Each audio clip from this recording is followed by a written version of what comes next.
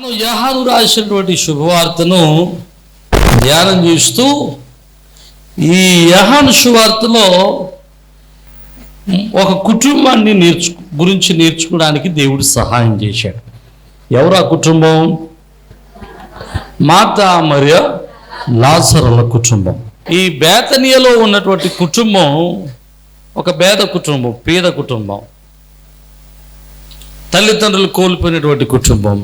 తర్వాత యవన కాలములో ఉన్నటువంటి బిడ్డలు, వారి కుటుంబానికి అన్నగారు అయినటువంటి లాజరు అక్కడే పోషకుడిగా ఉన్నటువంటి కుటుంబం. అయినప్పటికీ యేసుకును యేసువారి శిష్యులకును ఆతిథ్యం ఇచ్చినట్టు కుటుంబం. యేసువారిని అభిషేకించటం కోసం తమ కష్టార్జితాన్ని, తమ విలువైనటువంటి ధనాన్ని, కష్టకాలంలో పోగుపెట్టినటువంటి ధనాన్ని క్రీస్తు కొరకు ఖర్చు పెట్టినటువంటి కుటుంబం. దేవునికి స్తోత్రం. అంతేకాదు బైబిల్లో రాస్తూ ఉంటాడు, యేసు చేత ప్రేమింపబడినటువంటి కుటుంబం. దేవునికి స్తోత్రం. ఎలాగట? అంతేకాదు వాక్యాన్ని సరిగా అర్థం చేసుకున్న కుటుంబం. యోహాను సువార్త 11వ అధ్యాయంలో 27వ వచనంలో అంటాడు, ప్రభువా, నీవు లోకమునకు రావాల్సిన దేవుని కుమారుడు అని, క్రీస్తు అని నమ్ముచున్నాం. ఆ కుటుంబము యేసువారిని ఏదో ఒక స్వస్థతలు చేసేవానిగానో, లేకపోతే ఏదో అద్భుతాలు చేసేవానిగానో, ఒక ప్రవక్తగానో, లేదా భోజనాలు పంచిపెట్టేవాడిగానో యేసుని చూడలేదు. ఆ కుటుంబం, కుటుంబము యేసువారిని క్రీస్తుగా, దేవునిగా అంగీకరించినటువంటి కుటుంబం. నమ్ముతున్న వారు దేవునికి స్తోత్రం. ఎన్ని బెస్ట్ క్వాలిటీస్ ఉండి దేవునిలో విశ్వాసంలో కొనసాగుతున్నటువంటి కుటుంబం. మనకి 11వ అధ్యాయంలో ఏం జరిగిందో మనందరికీ తెలుసు. ఆ కుటుంబంలో ఒక మగ దిక్కైనటువంటి లాజరు చనిపోతే యేసువారు వచ్చి ఆ చనిపోయినటువంటి లాజరుని తిరిగి బ్రతికించాడు. దేవునికి స్తోత్రం. హల్లెలూయా. ఆయనను ప్రేమించేటువంటి కుటుంబము, ఆయన్ని ఆరాధించేటువంటి కుటుంబము, ఆయనకు చోటిచ్చినటువంటి కుటుంబము, ఆయనను ఘనపరిచినటువంటి కుటుంబాన్ని ఆయన ఎంత మాత్రమును కూడా విడిచిపెట్టేవాడు కాదు. దేవునికి స్తోత్రం. అయితే ఈ 11వ అధ్యాయంలో యేసుక్రీస్తు ప్రభువుల వారు ఈ లాజరును బ్రతికించినటువంటి సందర్భంలో నుండి ఒక 3 విషయాలు నేను మీతో మాట్లాడి నేను తొందరగా ముగించడానికి ప్రయత్నం చేస్తాను. దాంట్లో చూడండి, 3వ వచనాన్ని మనం చదువుకుందాం. అతని అక్క చెల్లెండ్రు ఒకరోజు జాగ్రత్తగా వింటే, ఈ లాజరు చనిపోవడానికి ముందు కాయిల పడ్డాడు. కాయిల పడ్డడం అంటే అనారోగ్య పాలయ్యాడు. కొంతకాలం బలహీనతతో ఉన్నాడు. అతడు బలహీనతతో ఉండి మంచం మీద ఉన్నాడు. మంచం మీద ఉన్నప్పుడు అక్క చెల్లెండ్రు అనగా మార్తా అలాగే మరియా యేసు వారి దగ్గరికి ఒక కబురు పంపించారు. ఏమని పంపించారంటే, ప్రభువా, ఇదిగో నీవు ప్రేమించువాడు రోగి అయి ఉన్నాడని ఆయన యొద్దకు వర్తమానము పంపిరి. ఆమేన్. హల్లెలూయా. అంటే యేసుక్రీస్తు ప్రభువుల వారి దగ్గరికి మార్తా మరియా తన సహోదరుడు అనేటువంటి లాజరు యొక్క స్థితిని కబురు పంపించారు. అతను ఎలా ఉన్నాడో కబురు పంపించారు. అయ్యా, నీవు ప్రేమించేటువంటి శిష్యుడు, లేకపోతే నీవు ప్రేమించువాడు. ఇట్స్ వెరీ వండర్ఫుల్ అడ్రస్సింగ్ అనమాట. లాజరుని ఎలాగ అడ్రస్ చేస్తున్నారంటే, నీవు ప్రేమించేవాడు. ఎవరు ప్రేమించేవాడు? క్రీస్తు ప్రేమించినవాడు, క్రీస్తు చేత ప్రేమింపబడినటువంటి వాడు. దేవునికి స్తోత్రం. హల్లెలూయా. నేనంటాను, మనందరం కూడా క్రీస్తు చేత ప్రేమింపబడిన వారమే. హల్లెలూయా. నీవు ప్రేమించినటువంటి వాడు రోగి అయి ఉన్నాడు అని కబురు పెడితే యేసువారు ఏం చేశాడు తెలుసా? అంటే వీళ్ళ ఉద్దేశం ఏంటంటే యేసువారు వస్తే ఆ వ్యాధి నుండి ఆ యొక్క లాజరు స్వస్థపరచబడతాడు. వారి ఉద్దేశం ఏంటంటే లాజరు బ్రతికింపబడతాడు, లాజరు స్వస్థపరచబడాలంటే యేసువారు రావాలి. అంటే వీళ్ళ ప్రధానమైన గురి ఎవరి మీద ఉందంటే యేసువారి మీద ఉంది. దేవునికి స్తోత్రం. వారు ప్రధానమైన ఉద్దేశం, ప్రధానమైన గురి, ప్రధానమైన ఆలోచన, ప్రధానమైనటువంటి వారి యొక్క వైద్య సహాయం సమస్తం కూడా యేసువారి మీద పెట్టుకున్నారు. యేసువారు వస్తే మా తమ్ముడు, మా అన్న బ్రతుకుతాడు. కబురు పంపిస్తే యేసువారు ఏం చేశారో తెలుసా? చూడండి, యేసు అది విని 6వ వచనం, అతడు రోగి ఉన్నాడని యేసు వినినప్పుడు తానున్న చోటనే ఇంకా 2 దినములు నిలిచెను. అంటే యేసు వారు ఏం చేశాడు అక్కడ? చూడండి, చాలా సంఘాల్లో ఈ అలవాటు ఉంటుంది. అంటే సేవకుడు బాధ చెప్తారు చూడండి మీకు. అంటే సేవ అంటే చాలా పాస్ట్ గారు పని ఏముంటుంది అనుకుంటారు కదా మీరు. అంటే చాలామంది సేవకుడు అంటే ఏ పని పాట లేనోడు అనేమో, ఏ కాయ కష్టం లేనోడనో, ఏ బాధాబంది లేనోడనో అనుకుంటారు చాలామంది. సందర్భం వచ్చింది కాబట్టి ఒక మాట చెబుతారు. ఇక్కడ యేసువారికి కబురు పంపించినా ఆయన ఏం చేశాడు? 2 రోజులు ఆలస్యం చేశాడు. ఒకవేళ మేము ఆలస్యం చేస్తే ఏంటంటే పరిస్థితి చెప్పండి. మీలో ఎవరికైనా ఒంట్లో పోలేదు. సంఘాల్లో ఉన్న కొంతమంది చెప్తే చూడండి, అంటే మన సంఘం కాదు, అన్ని సంఘాల గురించి ఇంకా అనేక మంది వాక్యాన్ని, వర్తమానాన్ని వింటారు కాబట్టి వారు కూడా సంఘాల్లో బలపరచబడడానికి ఉపయోగపడుతుంది. సంఘాల్లో కొంతమంది కొన్ని రకాలుగా ఉంటారు. కొంతమంది అనారోగ్యం ఏదైనా ఆరోగ్యం బాగోలేదనుకోండి, వెంటనే పాస్టర్ గారికి ఫోన్ చేసి, అయ్యగారు బాగోలేదు ప్రార్థన చేయండి అంటారు. కొంతమంది అమ్మ రావడానికి అవకాశం లేదన్నాం అనుకోండి, ఫోన్లేండి, ఫోన్లో ప్రార్థన చేయండి, మీకు అవకాశం ఉన్నప్పుడు రండి అంటారు. కొంతమంది ఉంటారు, అయ్యగారు ఒంట్లో బాగోలేదండి అంటారు. ఫోన్ పెట్టిన వెంటనే మనం అక్కడ ఆగిపోవాలి. ఇచ్చిమించి 1 గంట ఇస్తారేమో సమయం, గంటలో కానీ పాస్ట్ గారు రాలేదో చచ్చాడే ఈడే. ఇంకా ఈ గంట కూడా సమయంలో సంఘంలో ఇంకో రకంగా జనం కూడా ఉంటారు. ఎలాగో తెలుసా? వీళ్ళకి బాగోలేదనో బాగుందనో పాస్ట్ గారికి చెప్పరు. ఇంకో విషయం కూడా చెప్తా. మన సంఘంలో అనుకోండి, ఉదాహరణ చెప్తున్నా, మనం ప్రతి ఆదివారం ఫోన్ చేపిస్తున్నాం. ఎవరైనా రాకపోతే ప్రార్థన రెగ్యులర్గా అటెండ్ అయ్యే వాళ్ళు రాలేదనుకోండి, ఫోన్ చేస్తున్నాం. అప్పుడు మీరు చెప్తున్నారు, అప్పుడు వృత్తి నాకు చెప్పుద్ది ఇలా వాళ్ళని పోలేదని అంటే ఫోన్ చేయడమో లేదా వెళ్ళడం జరుగుతుంది. కొంతమంది ఎట్లా ఉంటారు తెలుసా? అమ్మాయి ఫోన్ చేసినప్పుడేమో ఊరికినే రాలేదు అంటారు. ఎలాగా? ఊరికినే రాలేదు అంటారు. కానీ అమ్మాయి ఫోన్ చేసినప్పుడు బాగోలేదని చెప్పరు, పాస్టర్ గారికి ఫోన్ చేసి బాగోలేదని చెప్పరు, ఎవరి చేతనా కబురు పంపించరు. కానీ పాస్టర్ గారు రాలేదని మాత్రం నింద ఇటువా మామూలుగా ఇటువా రోడ్డు మీద వెళ్ళేవాడికి వచ్చేవాడికి చెప్పేస్తుంటారు. వీళ్ళ మా పాస్టర్ గారు నేను ఎంతంత కానుకలు ఇస్తున్నాను, ఎన్నెన్ని పని చేస్తున్నాను, నాకు బాగోలేదంటే పాస్టర్ గారు వచ్చాడేంటి? వచ్చాడా? నాకు కళ వచ్చేయాలి, ఇది బాగోలేదా నాకు కళ రావు. దేవునికి స్తోత్రం. సేవకుడు ఇన్ని బాధలు. కొంతమంది ఉంటారు, ఎవరికైనా బాగోలేదని వెళ్ళాం అనుకోండి, వెళ్తే అయ్యగారు పోలేండి బాబు బాగా తెలుసుకుని వచ్చారండి, ప్రార్థన చేసేయాలని అంటారు. ఎవరు చెప్పారు అయ్యగారు మీకు? ఎవరు చెప్పారు? ఎవరు చెప్పుడు కావాలి? ఇప్పుడు ఆడి మీద పడి చచ్చిపోతారు. ఇంక ఇది అని తిన్నవదే కదా, అన్నతో తాకినవదే. నీ సావేది నువ్వు సావచ్చు కదా, నేను బాగోలేదని చెప్పమాట పాస్టర్ గారికి అని చెప్తుంది. ఇక అది తిన్నవదే కదా. దేవునికి స్తోత్రం. ఇలాంటి ఇన్ని రకాల మనుషుల్లో మధ్యలో సేవ చేస్తున్నాం. దేవునికి స్తోత్రం. నేనొక్కనే కాదు, ప్రతి సేవకుడు బాధ ఇదే. ఈ వాక్యాన్ని వింటున్న ప్రతి ఒక్కరి కుటుంబాల్లో ఇలాంటి వాళ్ళు అవలోకలు ఉన్నట్ట. అర్థమైతే దేవునికి స్తోత్రం. మొదటి రకం అయితే దేవునికి స్తోత్రం. హల్లెలూయా. ఈ మొదటి రకం అంటే ఎవరో మర్చిపోయాం మనం. 4 రకాలు చెప్తే మొదటి రకం ఎవరు గుర్తుంటుంది? కొంతమంది ఉంటారండి, ఎలాగో తెలుసా? మొదటి రకం ఏంటంటే చెప్తారు, పాస్కర్ రాకపోయినా పర్లేదు, దగ్గర మీరు ఎక్కడున్నా ప్రార్థన చేయండి, మీ నా కోసం ప్రార్థన చేస్తుంటారు, అది చాలు. హల్లెలూయా. సేవకుడు, మీకు మంచి మాట చెప్తాను, మీకోసం కన్నీరు గార్చి ప్రార్థన చేసేవాడు మీ సేవకుడు.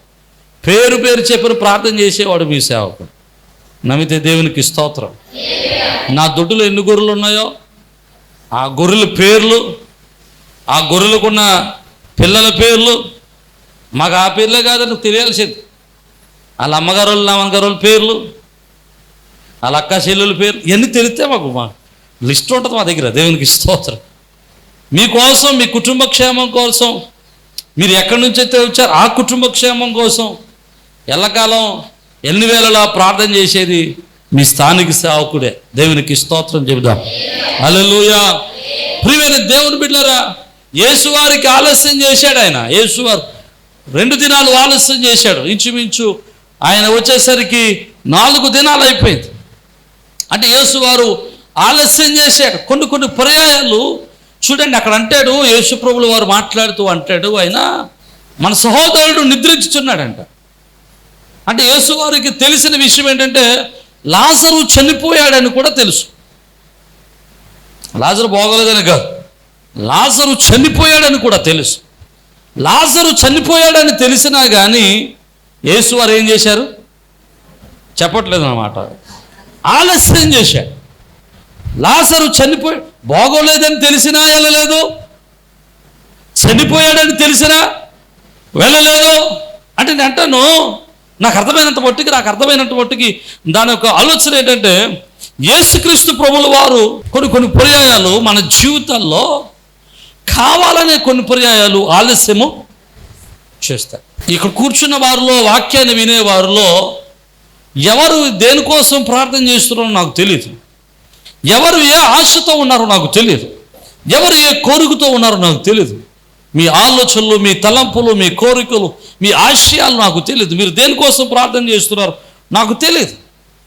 కానీ మీరు ప్రార్థన చేసే వాటిలో కొన్ని పర్యాయాలు ఆలస్యం అవ్వచ్చు. సంతానం కలగడం ఆలస్యం అవ్వచ్చు, అప్పులు తీరడం ఆలస్యం అవ్వచ్చు, ఇల్లు ఆలస్యం అవ్వచ్చు, కొనాలనుకున్న వాహనం ఆలస్యం అవ్వచ్చు, రావాల్సిన జాబ్ ఆలస్యం కావచ్చు, అవ్వాల్సిన వివాహము ఆలస్యం కావచ్చు, పరీక్షల ఉత్తీర్ణత ఆలస్యం కావచ్చు, లేకపోతే మరొకటి ప్రమోషన్స్ ఆలస్యం అవ్వచ్చు, లేదా మరొకటి మీరు దేనికోసం ఎదురు చూస్తూ ప్రార్థన చేస్తున్నారో నాకు తెలియదు. కానీ మీ జీవితాల్లో ఆలస్యం అనేటువంటిది కొన్ని పర్యాయాలు ప్రస్ఫుటంగా కనబడుతుంది, చాలా క్లియర్గా కనబడుతూ ఉంటుంది. అప్పుడు అనిపిస్తూ ఉంటుంది, దేవుడు నా జీవితంలో ఎందుకు ఆలస్యం చేస్తున్నాడు. కొంత పర్యాలు అనిపిస్తూ ఉంటుంది, ఇది ఆలస్యం కాదేమో, ఇది దేవుని యొక్క నిర్లక్ష్యమేమో అనిపిస్తుంది.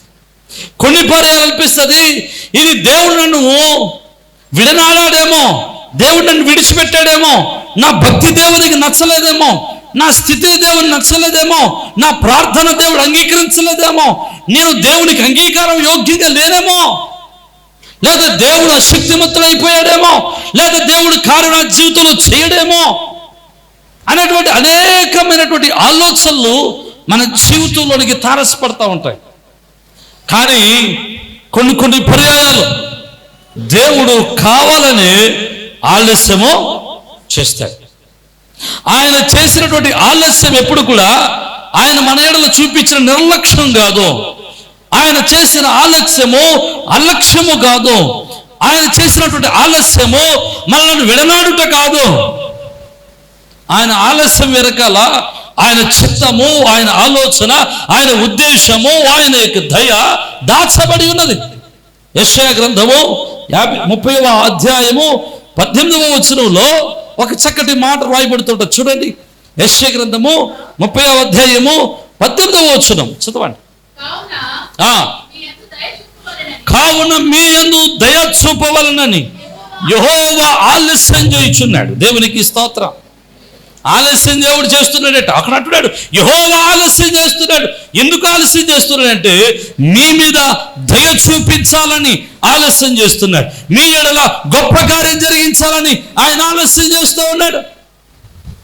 నాకు అర్థమైన రీతిలో నేను ఆలోచన చేస్తే ప్రభువు ఒకరి జీవితంలో ఆశీర్వాదాన్ని ఎందుకు ఆలస్యం చేస్తాడు? మనం ప్రార్థించింది ఎందుకు దేవుడు ఆలస్యం చేస్తాడు? మనం కోరుకున్నది దేవుడు ఎందుకు ఆలస్యం చేస్తాడు? నువ్వు ఆశించింది దేవుడు ఎందుకు ఆలస్యం చేస్తాడో 4 విషయాలు మీకు జ్ఞాపకం చేస్తాను. గబగబా చెప్తాను, జాగ్రత్తగా వినండి. ఆయన ఆలస్యం చేస్తాడు కొన్నిసార్లు. ఎందుకు ఆలస్యం చేస్తాడో చెప్తాను. ఒకటి, మన జీవితంలో ఒక మహా అద్భుతమైన దేవుని శక్తిని మనం రుచి చూడడానికి ఆయన ఆలస్యము చేస్తాడు. మీకు బాగా అర్థమవుతుందని చెప్తాను చూడండి. బాగు చేసినటువంటి స్వస్థత, అంటే అనారోగ్యాన్ని బాగు చేసినటువంటి స్వస్థత కార్యము ఆనందంగా ఉంటుందా? చనిపోయిన బ్రతికించింది ఆనందంగా ఉంటుందా? ఏది ఎక్కువ ఆనందాన్ని ఇస్తుందండి? చనిపోయి బ్రతికించింది ఎక్కువ ఆనందాన్ని ఇస్తుంది. అంటే మన జీవితంలో ఒక ఉన్నతమైన ఆనందాన్ని, ఒక ఉన్నతమైనటువంటి దైవ శక్తి యొక్క రుచిని ఆయన మనకు అందించడానికి ఆయన కొన్ని పర్యాయాలు ఆలస్యము చేస్తాడు. రెండవది, ఆయన ఎందుకు ఆలస్యం చేస్తాడంటే ఆయన శక్తిని మన ద్వారా లోకానికి కనుపరచడానికి ఆలస్యం చేస్తాడు. నా మాట మీకు అర్థమవుతుంది. అంటే మన జీవితంలో దేవుడు ఒక కార్యం చేయటం ద్వారా లోకానికి తెలుస్తుంది, వీళ్ళ దేవుడు, వీరు ఆరాధించుతున్న దేవుడు, వీరు నమ్మినటువంటి దేవుడు ఇలాంటి కార్యాలను కూడా చేయగలడు అని లోకం తెలుసుకోవడానికి దేవుడు కొన్ని పర్యాయాలు మన జీవితంలో ఆశీర్వాదాలు, అద్భుత కార్యాలు ఆలస్యంగా జరిగిస్తాడు. మీకు మంచి మాట చెబుతాను. అబ్రహామును నేటి వరకు కూడా మన విశ్వాసులకు తండ్రిగాను, మన విశ్వాసానికి ఒక సాదృశ్యంగాను, మన విశ్వాసాన్ని బలపరుచుకోవడానికి ఒక మార్గదర్శకుడిగాను అబ్రహామును చూస్తున్నాం. కారణం ఏంటి? అబ్రహాము జీవితంలో 100 సంవత్సరాల అప్పుడు అద్భుతం జరిగింది. అంటే తన యవన కాలంలో ఉండవలసినటువంటి శరీరము ఉడిగిపోయిన తర్వాత, తన శరీర ధర్మాలు నిలిచిపోయిన తర్వాత అబ్రహాము శారాల యొక్క శక్తిని దేవుడు పునరుజ్జీవింపచేసి, పునరుశక్తిని అనుగ్రహించి, తిరిగి పునరుద్ధాన శక్తినిచ్చి, లేక పునరుజ్జీవ శక్తినిచ్చి, తిరిగి యవన శక్తినిచ్చి 100 సంవత్సరాలప్పుడు కూడా జరగనటువంటి కార్యము, జరగలేనటువంటి కార్యము, అంతకుముందు ఎప్పుడు జరిగినటువంటి కార్యము అబ్రహాము ద్వారా దేవుడు జరిగించాడు. దేవునికి స్తోత్రం, హల్లెలూయా. నేనంటాను, అంటే మన జీవితంలో ఒక అద్భుతం జరగటం ద్వారా ఆయన నామము మహిమపరచబడాలి, ఆయన నామము ఘనపరచబడాలి, ఆయన యొక్క నామము మన సమాజంలో ఉన్నతం చేయబడాలి. దేవునికి స్తోత్రం, హల్లెలూయా. ఆయన ఎంత శక్తిమంతుడు, ఆయన ఎంత బలవంతుడు, సమాజములకు ఆయన తను కనపరుచుకోవడానికి మన జీవితంలో కొన్నిసార్లు ఆయన కోసం అట్టే పెట్టుకుంటాడు. ఆమేన్, హల్లెలూయా, హల్లెలూయా. రెండవది, ఇక మూడవది నేను జ్ఞాపకం చేస్తాను. కొన్ని పర్యాయాలు మన జీవితంలో ఆలస్యం చేయడానికి గల కారణం ఏంటంటే, మనం అడిగినట్టునే ఇస్తే, అడిగిన వెంటనే ఇస్తే దానివల్ల ఏదో నష్టాలు ఉండొచ్చు, దానివల్ల ఏదో ఇబ్బందులు కలగవచ్చు.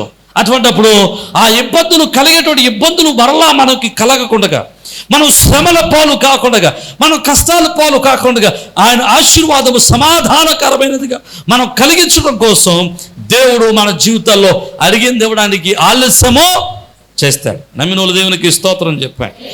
హల్లెలూయా, హల్లెలూయా.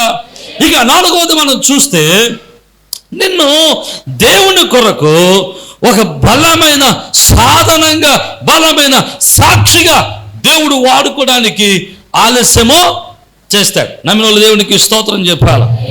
హల్లెలూయా. ఆలస్యం అనేటప్పుడు మీకు మంచి మాట చెప్తాను. బైబిల్ గ్రంథంలో యేసు ప్రభువుల వారు మరణం నుండి బ్రతికించిన వాళ్ళు 3 ఉన్నారు. ఎవరెవరు?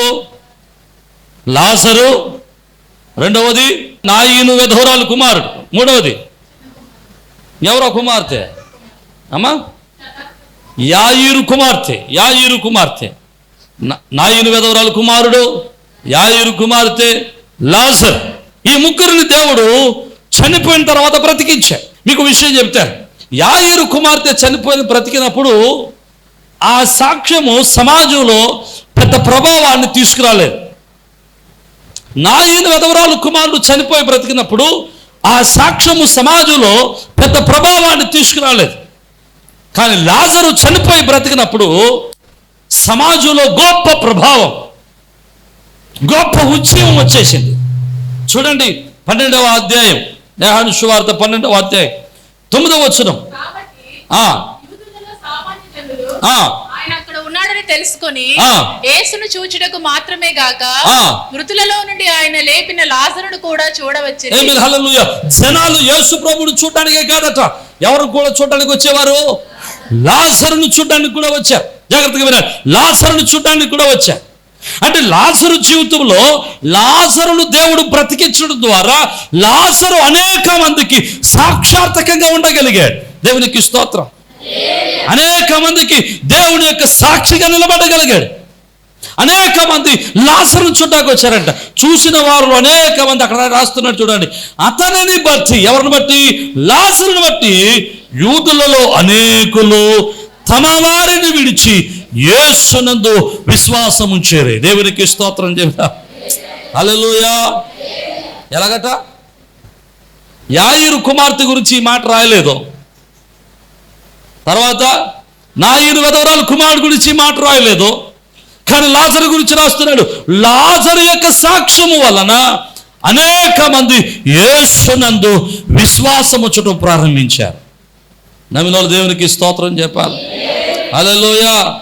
నేనంటాను, దేవుడు మన జీవితంలో ఆశీర్వాదం ఎందుకు ఆలస్యం చేస్తున్నాడంటే, దేవుడు మన జీవితంలో ఆశీర్వాదాన్ని దేవుడు ఎందుకు ఆలస్యంగా ఇస్తున్నాడంటే, మన ప్రార్థన ఎందుకు ఆలస్యంగా పెట్టినాడంటే, మన జీవితంలో మనం ఇంకా కఠినమైన పరిస్థితులకు వెళ్తే ఆ సాక్ష్యాన్ని దేవుడు బలంగా వాడుకోవటం కోసం, నిన్ను ఒక బలమైన సాధనంగా వాడుకోవటం కోసం. నమ్మిన దేవునికి స్తోత్రం చెప్పండి. హల్లెలూయా. చచ్చిపోయి గంట అయిన యాయిరు కుమార్తెను దేవుడు బ్రతికించాడు. అది పెద్ద ఎఫెక్ట్ లేదు.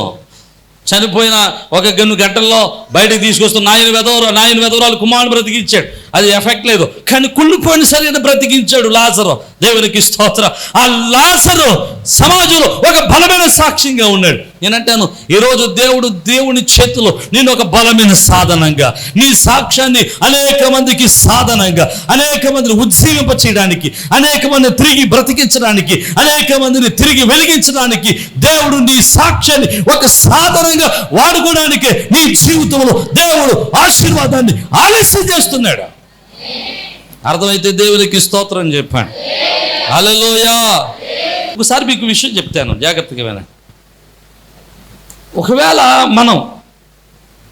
మన జీవితంలో శ్రమ యొక్క విలువ తెలిస్తేనే శ్రమలో జరిగిన అద్భుతం యొక్క విలువ తెలుస్తుంది. నా మాట మీకు అర్థమైంది అనుకుంటాను.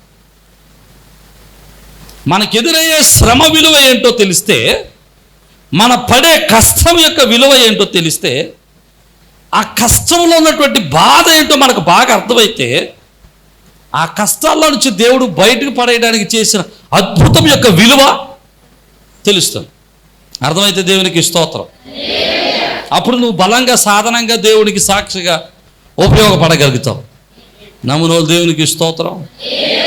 అంటే మన జీవితంలో శ్రమలో ఒక్కొక్కసారి దేవుడు అనుమతిస్తాడు. కారణం ఏంటంటే నేను ఒక సాధనంగా దేవుడు వాడుకోవడానికి. ఆమేన్. హల్లెలూయా. ఆలస్యం అవుతుండొచ్చు. నువ్వు ఏది చూస్తున్నావో, దేనికోసం ఎదురు చూస్తున్నావో, దేనికోసం ప్రార్థన చేస్తున్నావో నాకు తెలియదు.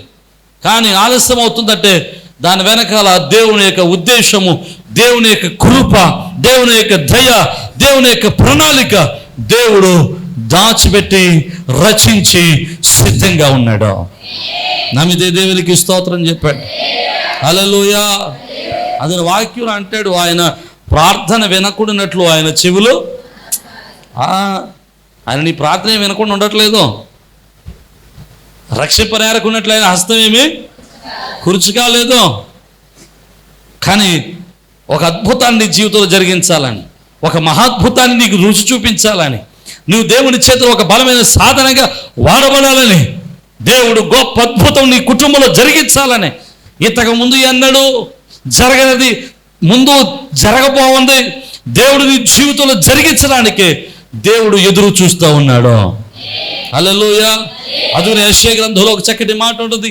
55వ అధ్యాయము 8-9 వచనాల్లో ఓ చక్కటి మాట ఉంటుంది. నా తలంపులు మీ తలంపులు వంటివి కాదు, నీ త్రోవలు నా త్రోవలు వంటివి కాదు. ఇదే యెహోవా వాక్కు. ఆకాశము భూమికి పైన ఎంత ఎత్తుగా ఉన్నాయో మీ తలంపుల కంటే నా తలంపులు అంత ఎత్తుగా ఉన్నవి. దేవునికి స్తోత్రం చెబుతాం. హల్లెలూయా. ఎలాగట? మన తలంపులు బట్టి కాదట దేవుని తలంపులు, మన ఆలోచనలు బట్టి కాదట దేవుని ఆలోచనలో. కానీ మన ఎడల ఆయనకున్న తలంపులు భూమికి ఆకాశం ఎంత ఉన్నతంగా ఉందో మన ఎడల ఆయన తలంపులు అంత ఉన్నతంగా ఉన్నాయి. దేవునికి స్తోత్రం. ఈ రోజు నన్ను మాట చెప్పరామండి.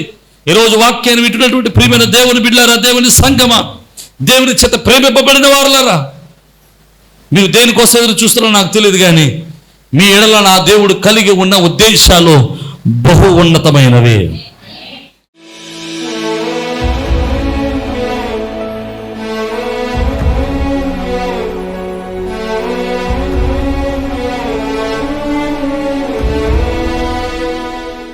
అయ్యా, నీ కొరకు ఎదురు చూచే మనస్సు మాకు దయచే.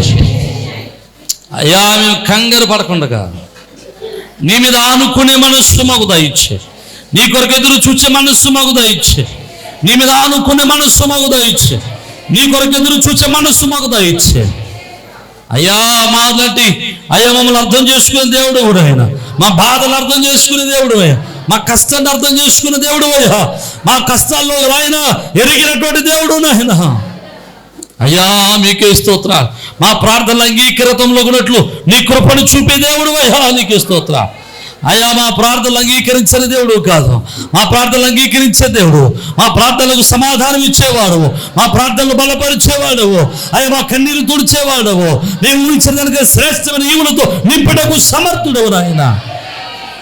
అయ్యా, నీ కృప చేత బలపరచండి నాయన. ఇగో తండ్రి, ఏదైనా ముందు వాక్యం విన్న ప్రతి బిడ్డని మీ చేతులకు అప్పగిస్తున్నాం అయ్యా. ఇగో తండ్రి, ఎవరు ఏ అవసరతలో ఇక్కడ నిలిచి ఉన్నారు, ఎవరు ఏ కష్టంలో ఉన్నారు, ఎవరు ఏ బాధలతో ఉన్నారు, ఎవరు ఏ అవసరంలో ఉన్నారు, ఏ ఆశ్రయంతో ఉన్నారు నాకు తెలియదు నాయన.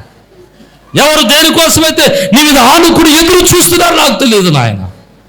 అయా, ఇదిన ముందు నాయన వారి అవసరాలు యేసు నామములో తీర్చబడును గాక, వారి కన్నీరు తుడవబడును గాక, వారి ప్రార్థన అంగీకృతమగును గాక, అయా వారి ఆలోచన సఫలీకృతమగును గాక, అయా వారి కుటుంబంలో నిర్జీవమైన ప్రతి స్థితి జీవింపబడును గాక. అయా, నీ కృప చేత బలపరచుమని, మీరే మహిమ పొందని ఆత్మ తెచ్చ బలపరచుమని యేసు పరిశుద్ధ నామమును బట్టి మిమ్మల్ని స్తుతించుచున్నాము మా పరమ తండ్రి. ఆమేన్.